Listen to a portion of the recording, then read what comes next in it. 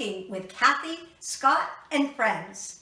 Today we're going to make a couple traditional classic favorites. My family absolutely loves them, and I think your family will too.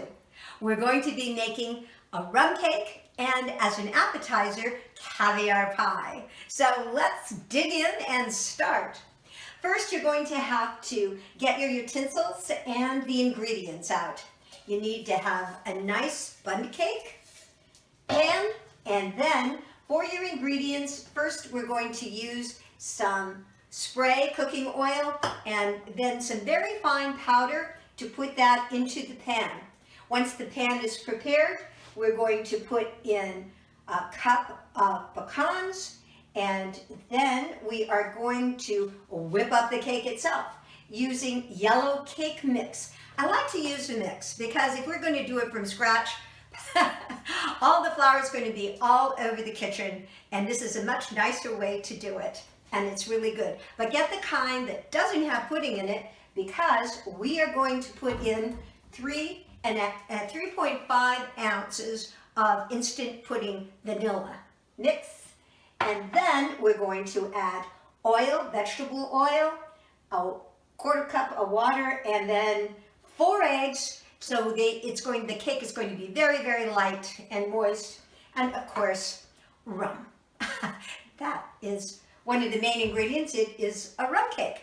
So we're going to begin. First, we are turning on the oven to bake at 325 degrees. So while that's heating up, we'll take our spray and spray our Bundt pan all around like this, and then we'll take this nice soft powder so it doesn't get all lumpy like some powders can do, and I don't really like to get my hands too dirty and grease up everything. So we're just going to put this nice powder into it, shake it up a little bit. Make sure it gets into all the nooks and crannies. If it needs a little more, there is a cranny that didn't get some and a nook over there. So we'll get it all in the nooks and crannies, all like that. And then we are going to take our pecans. If you like walnuts, you can also use walnuts. You can use a combination of pecans and walnuts. So we'll take these and then sprinkle them evenly at the bottom of the pan that we have just prepared. So there we go. And we have all these nice nuts in there. And now we're going to start with the cake mix. So take your cake mix and put it in a large pan or your mixing bowls, and make sure that you get all of it out. Then we're going to put in the instant vanilla pudding that goes in there. Whoa, and a puff of pudding just came out. So we have that in there. I'd like to now start giving some of these dry ingredients just a little bit of a mix so we can co-join them. So we just put that easily on, and then it's going to be time to put in the eggs. So we'll turn this off. And again, we have four eggs. So 1, and this is one of my hard-boiled eggs. So I took them out of the carton and I got, oh, this is another hard-boiled egg. I know I have some raw eggs in here. Okay, now I'm going to put in eggs that actually break.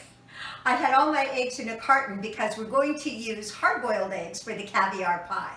So I suggest that you separate the hard-boiled eggs from the actual eggs that have not been cooked yet, so you know which is which. So here we go. We're going to put in the eggs. These crack. Oh, what a concept. And then another one. We have 4 eggs, and this makes the cake so light. It's wonderful. So as I say, everybody in my family loves this rum cake, and I've made it on many, many occasions. Okay, so now the eggs are in there. We are going to put in a half a cup of oil. There it goes, vegetable oil. And then we are putting in a half a cup of water. There we go. And then the secret ingredient is going to go in there, and that is half a cup of dark rum. That certainly does smell swell. And oh, and there is our oven that is ready. We're almost ready for the cake to go in there. So we have all these ingredients. We're going to stir those up for a while, and then we're going to get ready to put it into the pan. And while it's stirring, I'm going to get a spoon to take it out and spoon it into the prepared pan. And here we go. We have the spoon. And now we're going to put this up a notch and really get those eggs whipped up in there along with the pudding mix and the cake mix, a nice rum, and all the other good things that go into making a perfect, wonderful rum cake. In the meantime, I'm going to clean up my kitchen, put my tops back on. There we go. That's always a good idea. But my son, who is always trying to pick up after me a little bit, says, put the caps back on. But I always have this feeling that if I don't get something that is spot on in the moment, I'm going to miss it, and it won't be as good as I want. So you can always clean up afterward. That's all right. And I'll throw this away. So there we go. And oh, this is heating up. And then I'm just going to heat it up a little bit faster, a little bit more. And there we have it. I'm going to put my dirty dishes in this thing. There we go. Make some more room. And we are about to have this wonderful cake go into the prepared pan, and we're going to bake it for 1 hour. It takes 1 hour, and then you can test it and make sure that it's done with a little press of the finger or taking a toothpick and putting it inside and making sure that it comes out clean. So, but it takes about an hour. Now, while the cake is cooking, we can do the caviar pie and start that. It's going to take 3 hours to chill. Caviar pie takes 3 hours to set, and so we are also going to make a glaze for this cake. So when we take the cake out and it's cooling, then we will make the glaze, and then put the glaze over, finish up the caviar pie, and you have 2 delicious dishes for your Christmas dinner or any time during the holiday season. My son likes this for Thanksgiving, Easter, any time. So he's going to eat it tonight with his fiancée, Megan. All right, I think this is time for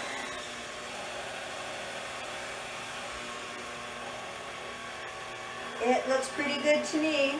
We'll just put it on and let that drip for a minute, and then we will take it off, get all the gooey stuff into the pan so we can put it into the Bundt cake pan.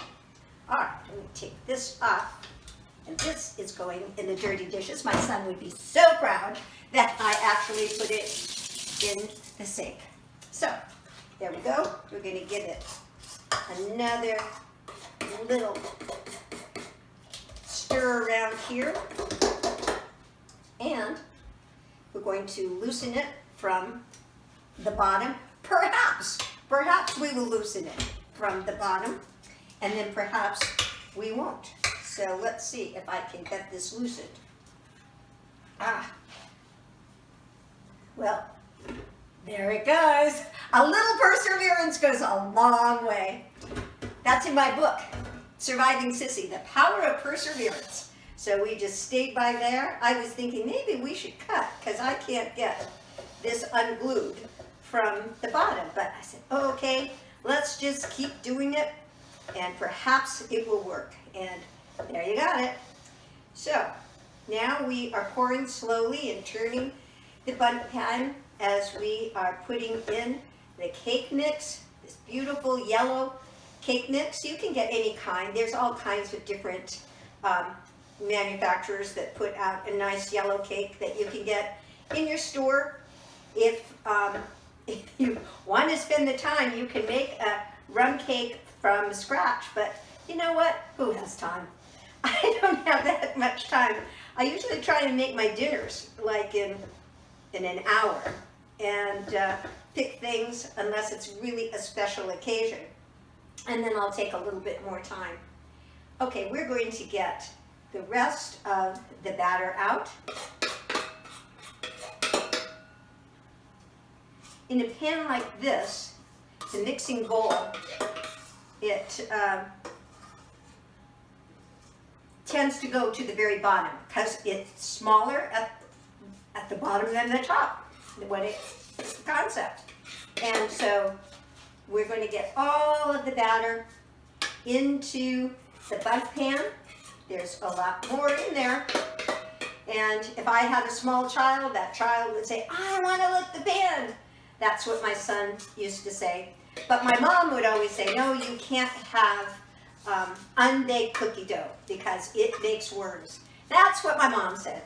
And who doesn't believe their mom? But she was a nurse, and so she was very attuned to what's good for you and what may not be so good for you. But we talked her into letting us lick the pan anyway. See, and I'm still alive, and I haven't had any worms. In the garden maybe, but that's the only kind of worms that I have gotten. So now it's all in the pan, looking good. And so I will put that. Now this is going to go into our oven for how long? An hour. That's right. That is easy to remember. So we are going to put it right in the middle in the oven, and there it goes. And I'll see you in a bit. And now to make the glaze for this wonderful rum cake. What you're going to need is a cube of butter, half a cup of butter, and 1 cup of white sugar, and a 1/4 cup of water, and of course, again, that wonderful ingredient, a 1/2 cup of dark rum. But there's more to tell you about putting this rum in when we get to that point. First, I like to cut the butter up in cubes so it melts faster when it is going to be heated with the sugar and the water. So you put the butter in a small pan like this, then you add the complete cup of sugar, and ooh, this is going to be so good. And then after the sugar, you put in the water. Just those ingredients. Now, we're going to mix those up. Now what we're going to do is take the cooled cake, we're going to invert it on a serving platter, give it a couple shakes, pound it a little. Say, come on cake, get loose. Shake it a little more. Come on. And if you have a really recalcitrant cake, what you can do is take a little knife, go around the edges to loosen it and get it out of its chamber. We're going to let this cake free of jail to go on to a better life. All right. And here it comes. Oh boy. And there we have it. Your beautiful rum cake. Oh boy. Now it's even going to get better because now we are going to put the glaze on.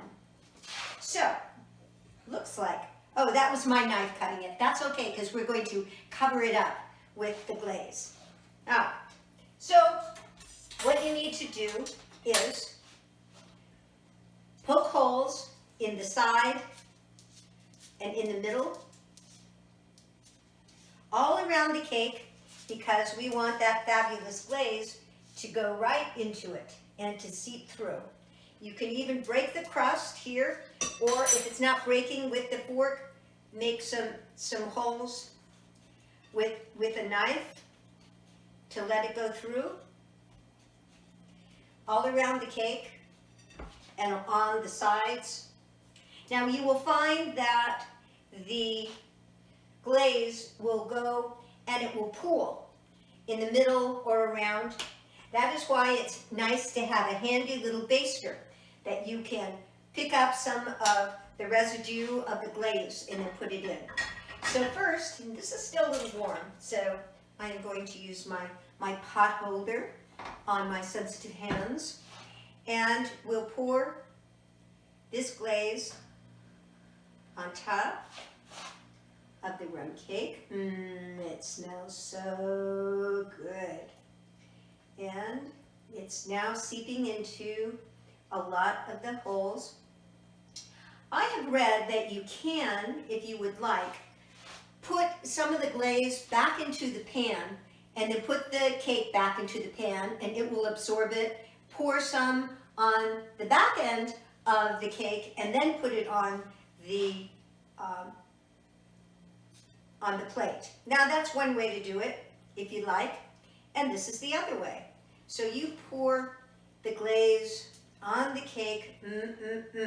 This is looking grand. And then you have a son that says, Mom, go put your pan in the sink. I'll be right back with the pan in the sink. My son will be so proud.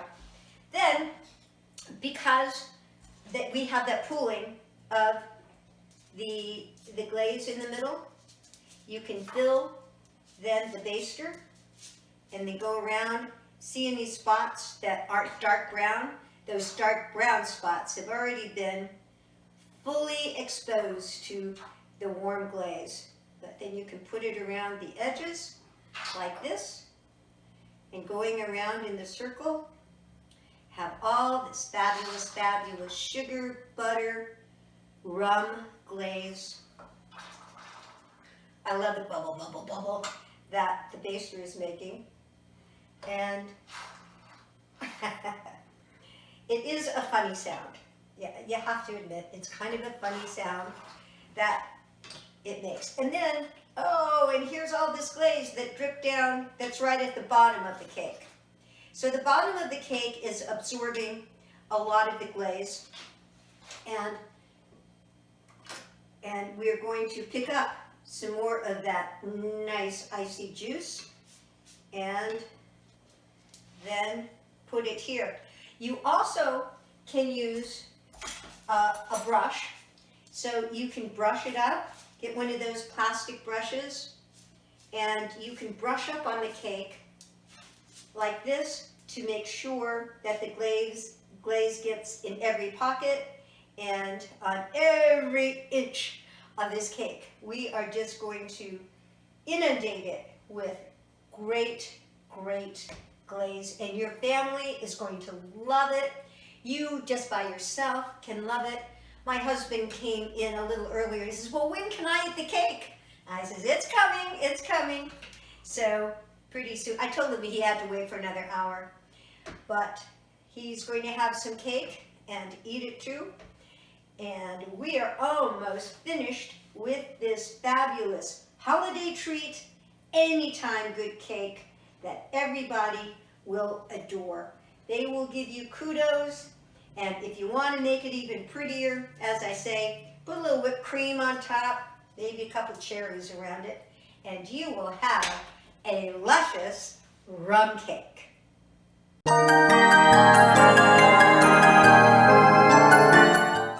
Thanks, Kathy. That looks really yummy. Can't wait to try it. Well, now we're in my kitchen. I'm Scott Weaver. This is my husband, Jeff McGee. And today we're going to make some sweet and sour pork for you. But before we begin, got a quick question for the guy next to me. When did you decide to let me know you know how to cook? About 20 years. Yeah, try 22, but that's okay. I invited him in here anyways because he does cook now, and actually I think he kind of enjoys it. So we're going to be making some sweet and sour pork, and we're going to start with our pork. And what I've done is cubed up, it's basically two pork chops, boneless, that I've cubed up, and I've let it marinate inside of some buttermilk. And you just can do that the day ahead, leave it in the refrigerator until you're ready to use it. Now, we're dredging basically, but we're doing it differently. You already have it soaking in the buttermilk, so you're not going to need to put it back in the buttermilk. What you are going to need to do is put it in a flour mixture. So I like to use a Ziploc bag. It makes this so much easier and less messy, and you'll see in a minute why. So we have a cup of all-purpose flour. Just go ahead and put that in the bag. We have 2 teaspoons of red pepper flakes in the bag, and a teaspoon of salt and a teaspoon of cracked black pepper. Zip it up. So much easier, right? You just get to shake it up. Done. Now, the messy part is taking your pork that's in your lovely buttermilk. You reach in. Do you want to do the messy part, or do you want me to do it? I'll do it. Okay. So you reach in and you take the pork out.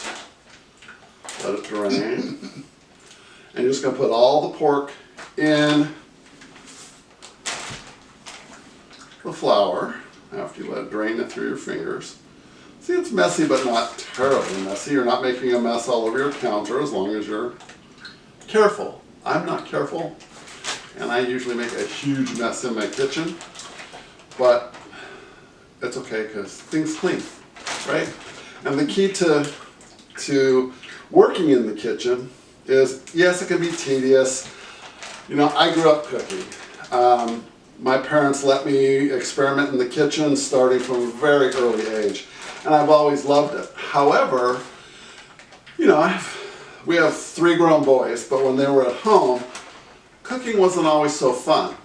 And I wish I'd have taken the time to have them come and join. You can take the glove off now if you want to set it aside, and I'll do this part. I wish I'd taken the time with them to really teach them and bring them into the kitchen, because it can be so much fun. Now that I know Jeff can cook, we do certain things together, like I'll make a really lovely tomato soup, and he'll make the best grilled cheese sandwich you've ever had. The best. So, see, I don't know that you can see. Let's look inside the bag. And now you just reach in, you're going to shake off all that flour. You're going to lay it on a wax paper covered cookie sheet, and any of the other excess pork, just kind of, or pork, no, there is no excess pork. The excess flour just drops off to the side. And then we'll talk about how you're going to fry this up in just a little bit. So I'm going to finish doing this, and you're going to join us over at our deep fryer, and we're going to talk about how to cook this up and what to do with it once it's cooked, because you still have 2 more things you're going to have to make after you cook this. So join us at the stove, won't you? All right, we're at the stove, but actually we're at a fryer. Jeff's going to be frying up the pork. You want to be careful, do it a third at a time, because you don't want your oil to drop in temperature. Now, not everybody has a deep fryer, so you can just put oil in a pot. Don't fill it all the way, probably an inch or 2 is good. Get it to 350 degrees.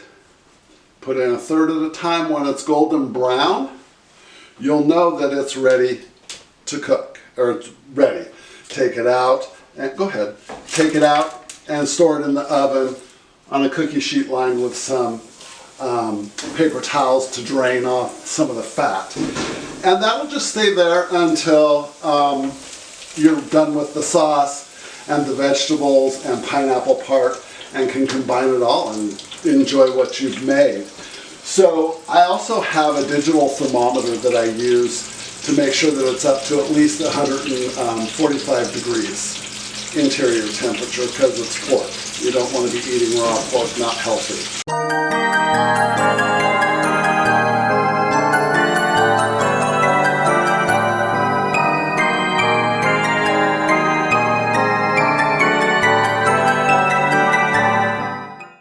So now you've done the pork, it's in the oven, gonna rest in there while you do the rest. Right now you're going to make the sauce for your sweet and sour pork.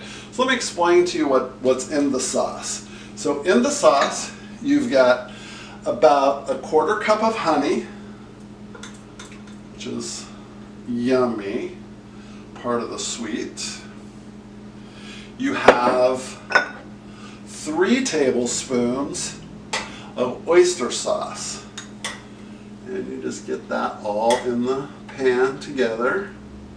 And when you start to cook this, you start it out on medium heat. You don't need to go high blazing, because you're just going to end up with a mess. 1/3 cup of sugar, white sugar.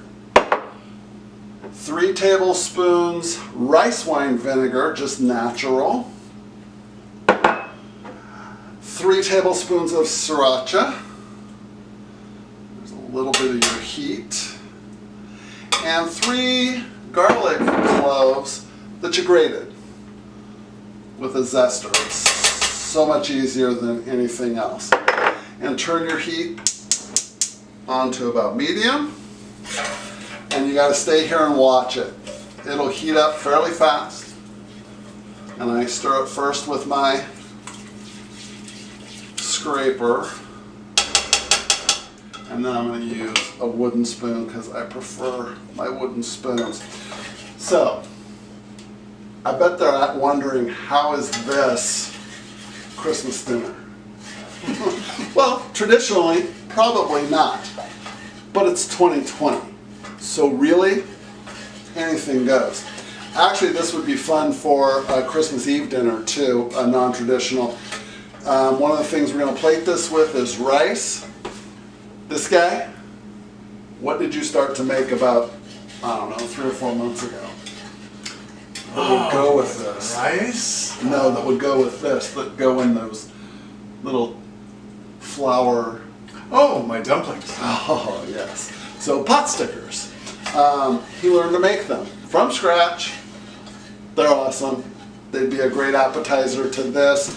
You could make some Hunan chicken to go with this. You could do a hot and sour soup. You could even do a ramen soup if you chose to put it with this. You know, who says it has to all be from the same genre of food or ethnicity of food? So anyways, you're stirring it up, and it's going to heat up, and you're going to let it sit on warm for the rest of the time. And you'll want to come back and stir it every once in a while. So what we're going to do now is we're going to go back over to the cutting board, and I'm going to show you the vegetables and the pineapple that you're going to put in with the pork and mix in with this sauce. But you have to get it all cut up, and you're going to saute it a little bit, warm it up in about 3 tablespoons of vegetable canola oil. Really any oil that you choose. I think in the recipe it says use sesame oil. There's only one little problem with sesame oil. It's fine to use, but you got to make sure you keep it on lower heat, because it's got a very low smoke point. Thank you. Smoke point. And so if you've got it too high, you're going to fill your room with smoke and run your fan forever with that, and you don't want to do that. It's just crazy. So see, as it's cooking, you can see the steam. It's nice. The smell, you know, I feel like when you get your nose down in it, it smells just like you did takeout from your favorite Chinese food place. So why spend that money when you can make it at home for way less? Because I'm telling you, you can do this for pennies. Pennies, seriously. All right, so we're gonna move back over and let this sit here on low and show you how to deal with the vegetable part. Okay, so now what we're going to do is take you through the vegetables and the pineapple and what you're going to do with it. You're going to cook it in just a little bit of vegetable oil or canola oil, like 3 tablespoons max. And you're just softening it a little bit before you're going to add everything into the sauce that we made with the pork. So what Jeff's going to do is I'm going to tell you what things are. He's going to pick it up and show you. So first thing is green peppers. They're lovely. And of course, you know, every once in a while when I'm cutting things up, he'll come into the kitchen and steal. And what he says when he does it is, If it's not on the plate, it doesn't count. exactly. So I'm going to remember that for the future. So you've got your green peppers, red peppers, bell peppers by the way, pineapple, about a cup, half a cup to a cup. No more than that, you'll overpower it and it'll be a little too sweet. 1 jalapeno I'm going to show you about, a nice white onion, and a yellow bell pepper. And I'm going to show you how to get the cuts that you want. So gloves are very important, especially when you're handling peppers that are hot. You don't want to forget that you are handling a pepper and touch body parts. You'll know when you touch the body part like an eye that you don't want to touch because you'll be crying. So you're going to cut it in half. Voila. I love to have a trash bowl. Makes work area so much nicer and easier. Now, another nice little thing about jalapenos is if you've got a little teaspoon, you just take it and you just run it down from the top and you pull out the seeds and most of the white. See? Lovely. Do it with both sides. And you know, if we were any kind of Christmas people, I guess we'd have Christmas music in the background playing, right? But we don't. You know, don't want to get in trouble with copyright laws. So, let's scrape that off. With the jalapenos, you don't cut them as big as you will with the other peppers because people don't really want to take a big bite of jalapeno. They just want the flavor, you know? You just want to taste it. You want a little bit of that spice to come through when you're eating your dish. And that's, you know what, and that's true with any of the meals. You want the flavor to come through, a little bit of that bite, a little bit of that spice to get you at the back of your throat. But you don't want to overpower you and make you cry and have to drink a bunch of milk to, you know, stop the pain. And we don't play those games. So you just take a bowl that you have, you're just going to put it right back in there because, you know, it's just going to be easier when I go over to the stove with it. Onions. I've already peeled and cut the ends off. You're going to cut it in half and then cut those halves into thirds. Put them in the bowl, it's ready to go. Oops. Messy, right?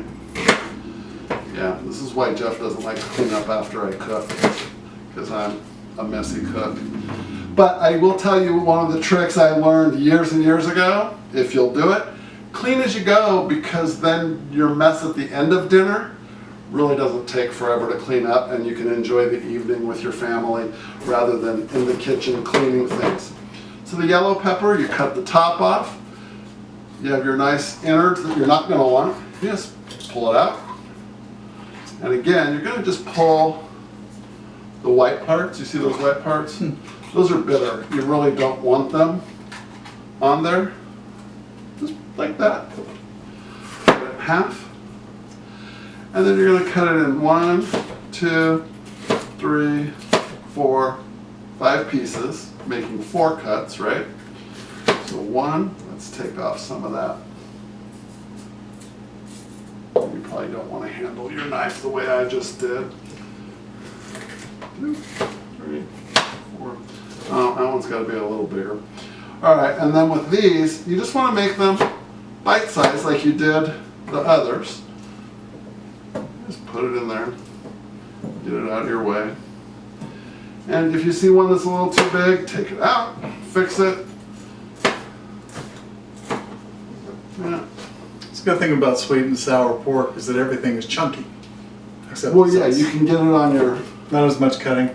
and you get it on your fork, and it's nice bite-sized. You don't have to take a knife and cut pieces like you would with other kinds of meals. Some people still will cut it down because, you know, some people don't like to have a mouthful of food, you know, whereas some of us do. All right, so what I'm going to do is I'm going to walk over here, turn the stove on.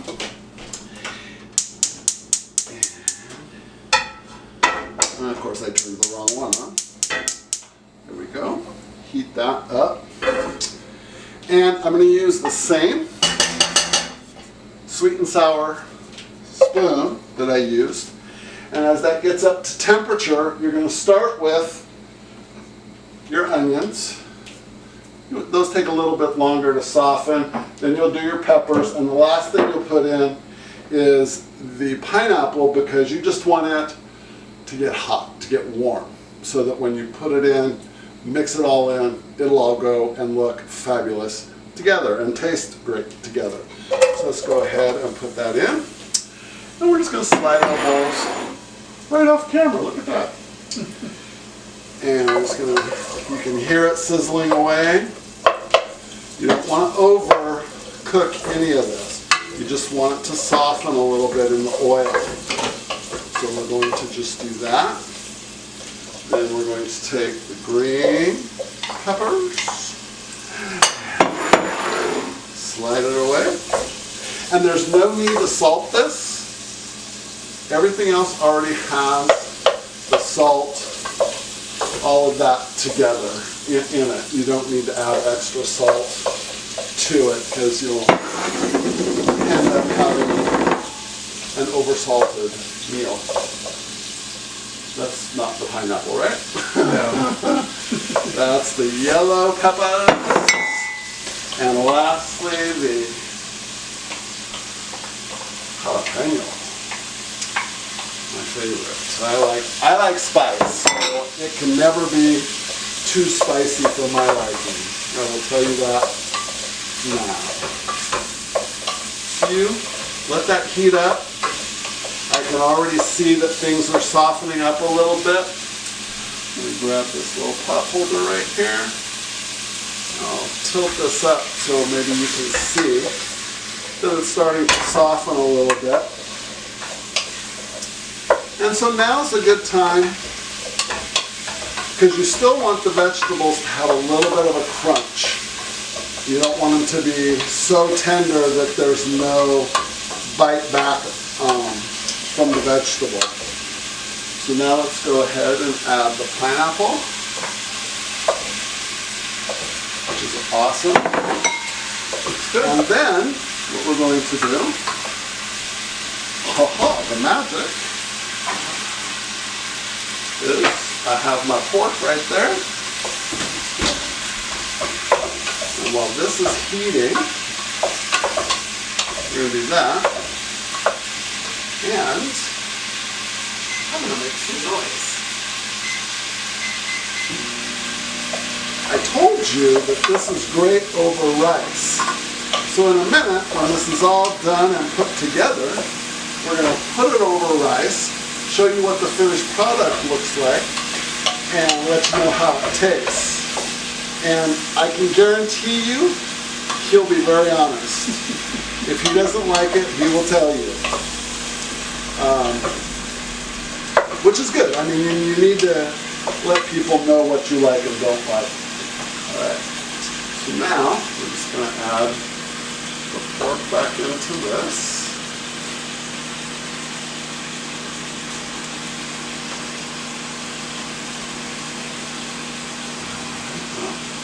Gotta be careful, because sometimes it sticks to the paper towel, and you don't really want paper towel in your dish. So just make sure that it's coming up without taking any of the paper towel. Right? You don't want paper towel in yours? Not particularly. Yeah, I think so.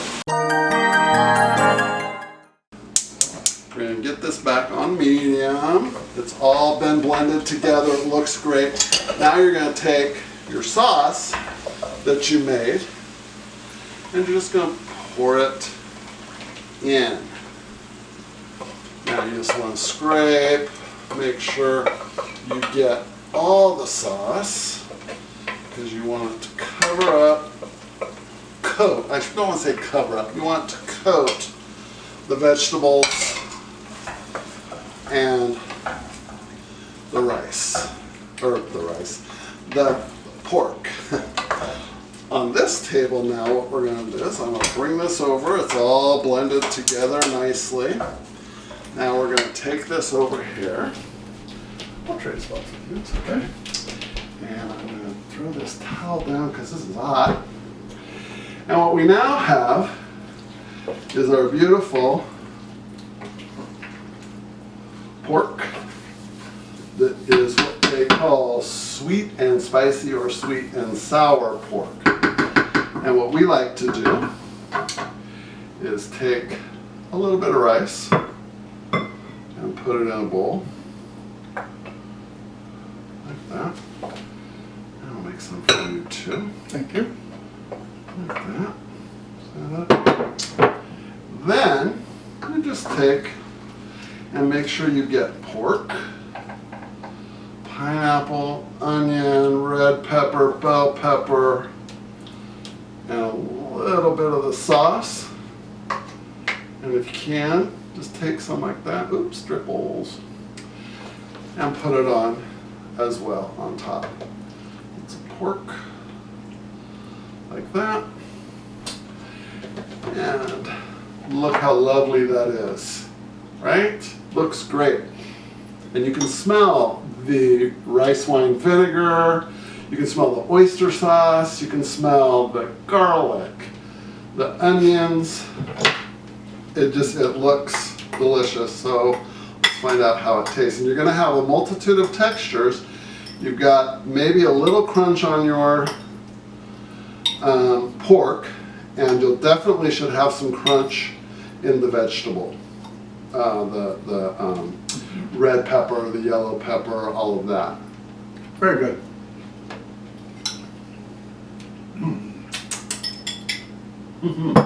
Ooh, there. Back of your throat, you get a little bit of that sriracha. The pepper flakes that were in the flour that we dredged the pork in. You'll love it. If you love to just experiment and play, this is the kind of stuff you want to do. So maybe you'll try this dish this Christmas with your family since, 2020 has been a year, right? Thank you for joining us on our Christmas episode of Cooking with Kathy, Scott, and Friends. Join us soon. We'll have another video up very soon, and be sure to subscribe, like, and comment.